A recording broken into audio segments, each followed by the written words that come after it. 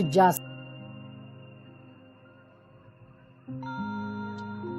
अपनी बात रखने का बहुत ही मोस्ट इम्पोर्टेंट टॉपिक आपने लिया है कि वैश्विक समस्याओं का समाधान अष्टांग योग। आज यदि देखा जाए तो वैश्विक समस्या जो एक प्रकोप के रूप में हमारे समक्ष उपस्थित है, तो वैश्विक विपदा के रूप में आज कोरोना के रूप में हमारे सामने उपस्थित हो गई है, व्याप्त हो गई है, जिससे हर व्यक्ति आज भयभीत है और उसका मन इतना भयग्रस्त हो गया है कि वो सही और गलत की पहचान भी नहीं कर पा रहा है और कहीं न कहीं निराशा से भरता चला जा रहा है।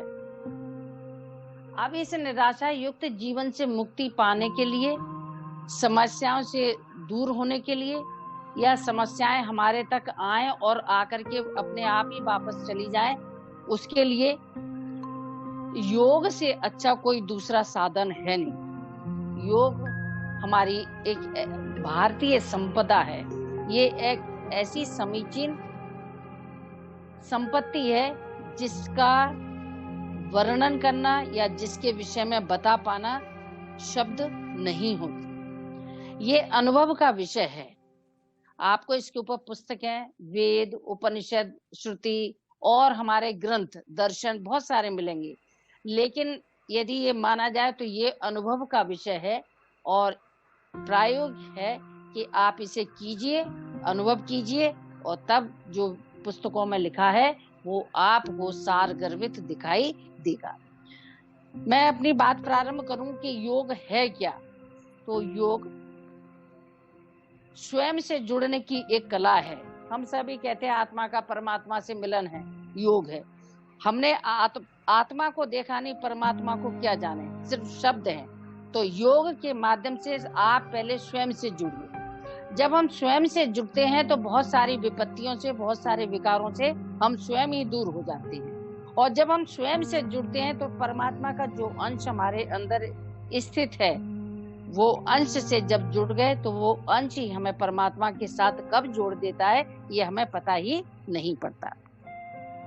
अब ये जो अंश है, हमें इस अंश के साथ ही एक होना है। और योग सूत्र में तदा द्रष्टु स्वरूपेवस्थानम की बात कही है, लेकिन उसके लिए उन्होंने कह दिया योगश्चित्त वृत्ति निरोध है। योगश्चित्त वृत्ति निरोध होगा तभी तदा द्रष्टु स्वरूपेवस्थानम होगा।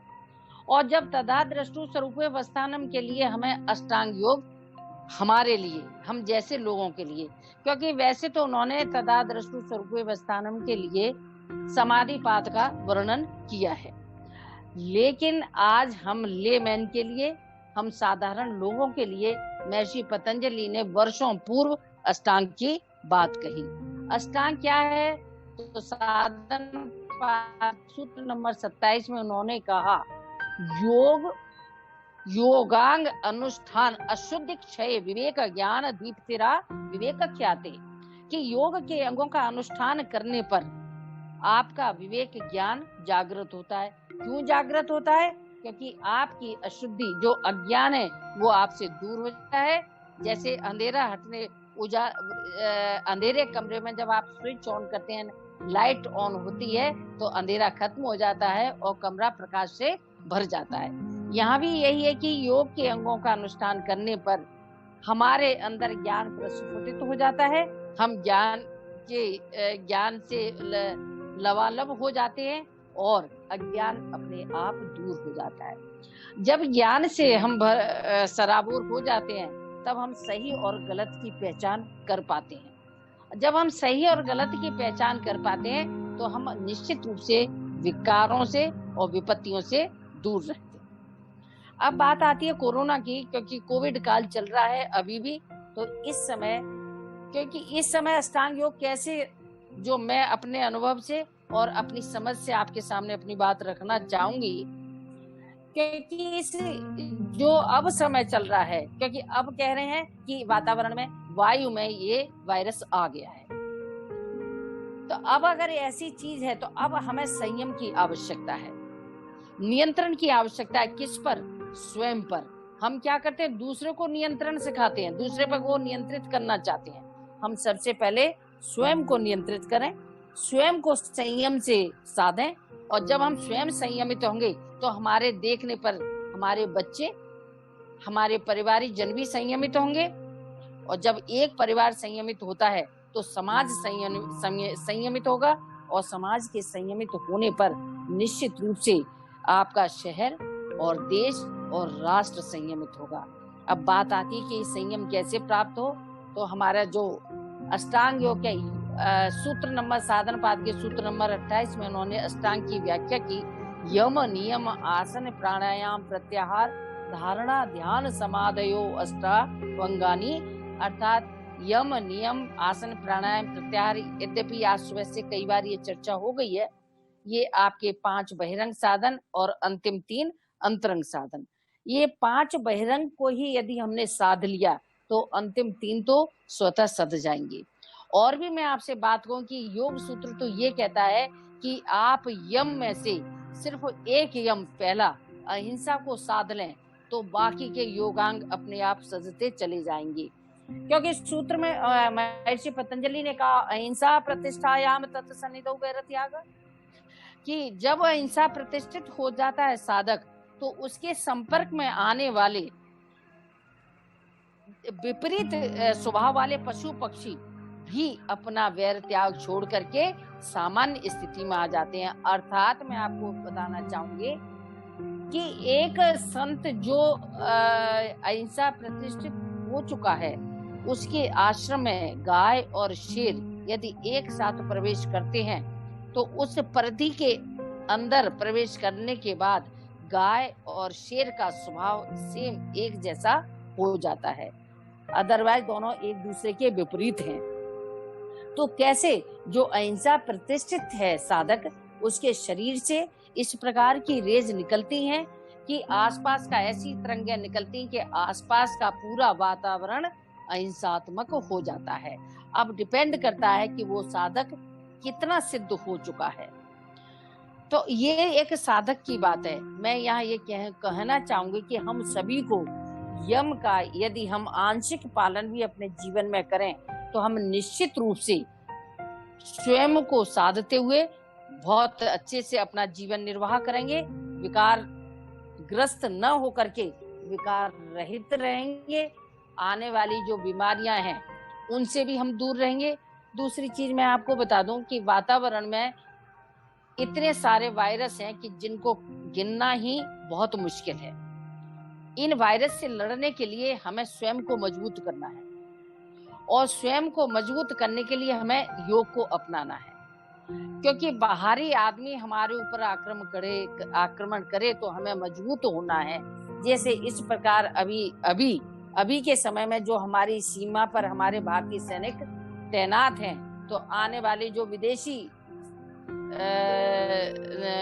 जो परेशानी आ रही है, विपत्तियां आ रही हैं, हमारे सैनिक बहुत सुदृढ़ तरीके से उन विपत्तियों को आसानी से दूर कर रहे हैं। क्यों कर रहे हैं? क्योंकि उनका आत्मबल बहुत अच्छा है, और योग हमें आत्मबल देता है, आत्मविश्वास देता है। और जिस साधक के अंदर, जिस व्यक्ति के अंदर ये दोनों चीजें रहती हैं, वो निश्चित रूप से हर प्रकार की लड़ाई को बहुत आसानी से लड़ते हुए जीत कर आता है। तो मैं फिर से अपनी बात पर आऊंगी कि यम जो अहिंसा प्रतिष्ठायाम तत्सन्निधौ वैरत्याग, सत्य प्रतिष्ठायाम क्रिया फलाश्रयोत्तम, अहिंसा प्रतिष्ठायाम सर्व रत्नोपस्थानम ब्रह्मचर्य।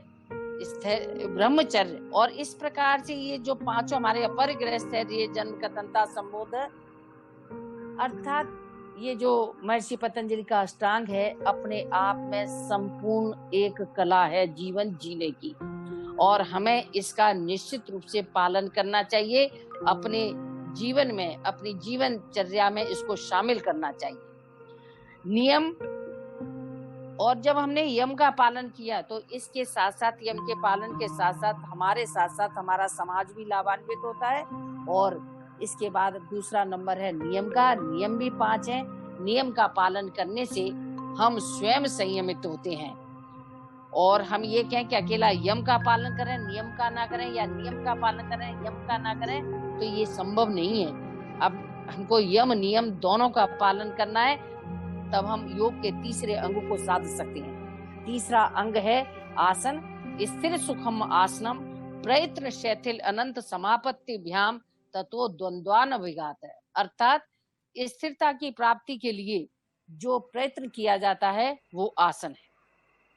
हठ योग में बहुत सारे आसन बताए गए हैं। महर्षि पतंजलि ने आसन का वर्णन नहीं किया है, उन्होंने स्थिति को एक आसन कहा है, स्थिरता की स्थिति को। लेकिन इस स्थिरता की प्राप्ति के लिए क्या करना चाहिए? प्रयत्नशील, हमारा प्रयत्न कैसा हो? एफर्टलेस हो, एफर्टलेस हो, प्रयत्न रहित हो, और मन हमारा कहाँ हो? अनंत में, अर्थात हमारे इष्ट के साथ। तब हमारी मनोवृत्ति कैसी हो जाएगी?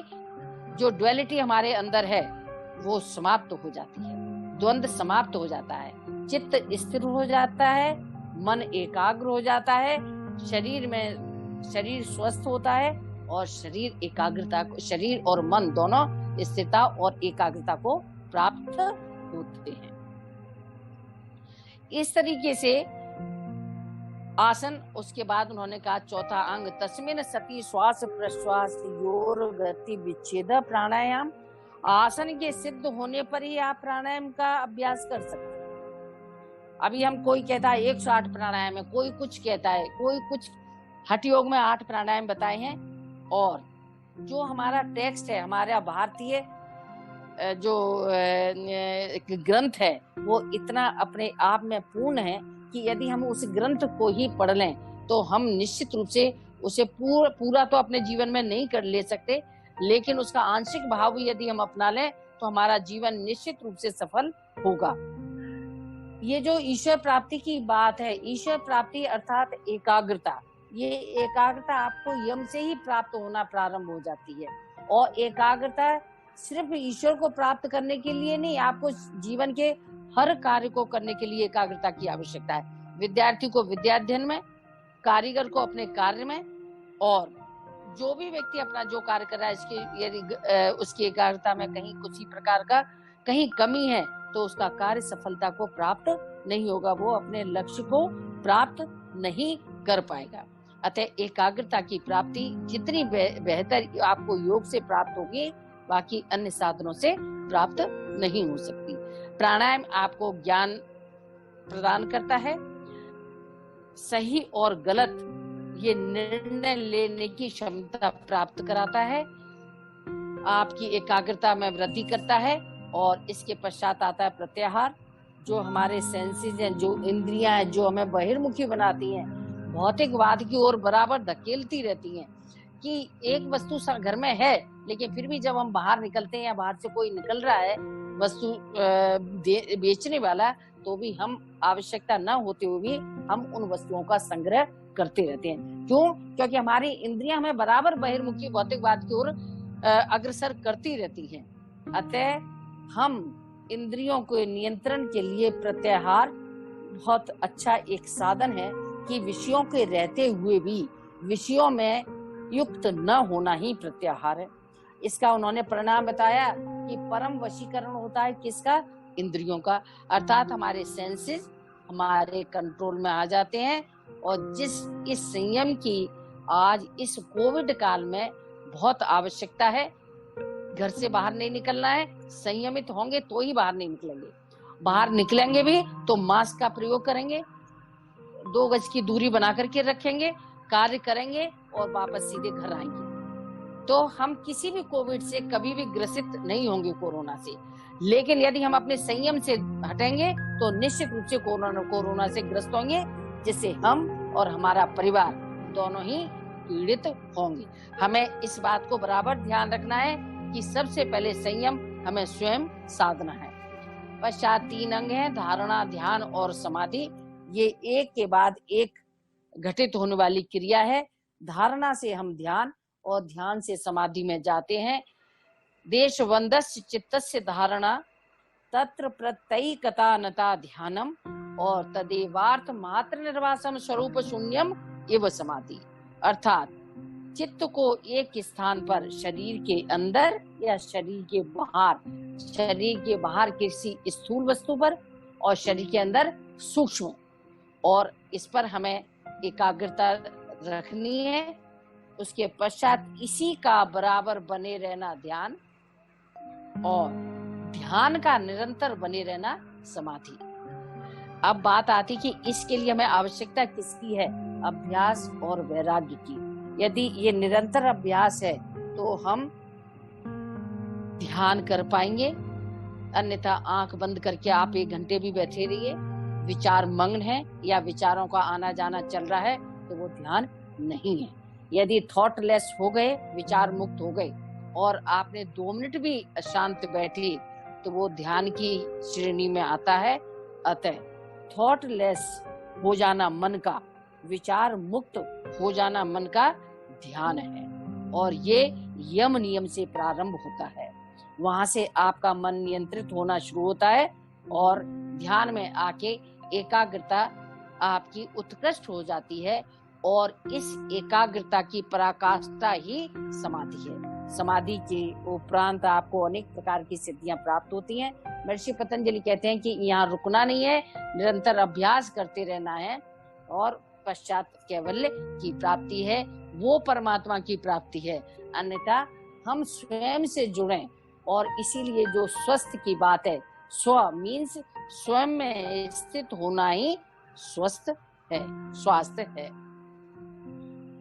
अब प्रसन्नता की जो बात है और इस कोविड से दूर होने की बात है, तो आप जब आसन और प्राणायाम और ध्यान कर रहे हैं तो मन आपका एकाग्र है, अंतर मन आपका बहुत सुदृढ़ है, आपका आत्मविश्वास बहुत अच्छा है, आत्मबल से आप भरे हुए हैं। तो मैं आपको बता दूं, थोड़ी बहुत यदि कुछ हुआ भी ना, तो वो कैसे कब चला जाएगा आपको पता भी नहीं पड़ेगा। तो सबसे पहले शंका, क्योंकि ये जो है ना कि इसको छू लिया तो कहीं ऐसा तो नहीं है कि कोरोना हो गया, तो जो शंकाग्रस्त मन है वो भय देता है, और भय निराशा देता है, और ये निराशा हमें अनेक प्रकार के मनोकायिक विकार देती है, और ये मनोकायिक विकार हमारे अंतर्मन को, हमारे स्वास्थ्य को कमजोर कर देते हैं, और कमजोर स्वास्थ्य पर बाहर का ये जो वायरस है अटैक करता है। और इस अटैक से बचने के लिए योग को साधिए, योग करिए, योग में मग्न रहिए। हमारी जो प्राचीन विधा है बहुत अच्छी है, और इसको हमें निश्चित रूप से हमें इसको साधना चाहिए और अपनाना चाहिए। हमारे माननीय प्रधानमंत्री जी का जो संदेश है कि योग करें, स्वस्थ रहें, सुरक्षित रहें, मेरा भी आपसे यही कहना है, योग कीजिए, आप भी स्वस्थ रहिए, परिवार को भी स्वस्थ रखिए और सुरक्षित रहिए।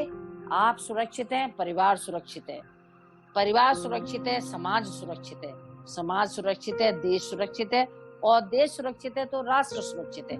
अतः योग 2 अक्षर का ये वर्ड कितना, ये शब्द कितना गहन अर्थ लिए हुए है, ये आप योग के विद्यार्थी हैं, निश्चित रूप से जानते होंगे। और मुझे तो ऐसा लगता है कि शायद पूर्व जन्म का मेरा कुछ बहुत अच्छा कुछ पुण्य कर्म रहा होगा कि मुझे इस विधा का ज्ञान मिला, और मैं भी एक विद्यार्थी हूँ। इसको तो आप जब भी पढ़ेंगे आप नित्य नया अर्थ आपको प्राप्त होगा। कोविड से बचने के लिए, वैश्विक समस्याओं के निदान के लिए योग निरंतर कीजिए, योग अभ्यास कीजिए। देखिए, वैश्विक समस्याओं की जो बात आ रही है, कहीं न कहीं हमारे आत्म नियंत्रण की कमी है। हम सब कुछ पाना चाहते हैं, हम सब कुछ पाएंगे तो तब जब हम रहेंगे, हम रहेंगे तो हम जो कुछ पाएंगे उसका उपयोग करेंगे। लेकिन जब हम रहेंगे ही नहीं तो जो वस्तुएं हम एकत्रित करते जा रहे हैं उनका उपयोग कौन करेगा। अतः हमारा धर्म है, हमारा कर्तव्य है कि हमें आत्मनिर्भर बनना है, स्वयं और समाज को भी आत्मनिर्भर बनाना है। स्वयं स्वस्थ रहना है, समाज को भी स्वस्थ रखना है, स्वयं सुरक्षित रहना है और समाज को भी सुरक्षित रखना है। मैं आयोजकों को एक बार आभार प्रकट करती हूँ, आयोजकों का, मुझे समय दिया अपनी बात रखने का, और बहुत बहुत धन्यवाद, बहुत बहुत बधाई। और इन्हीं शब्दों के साथ मैं अपनी वाणी को विराम देती हूँ।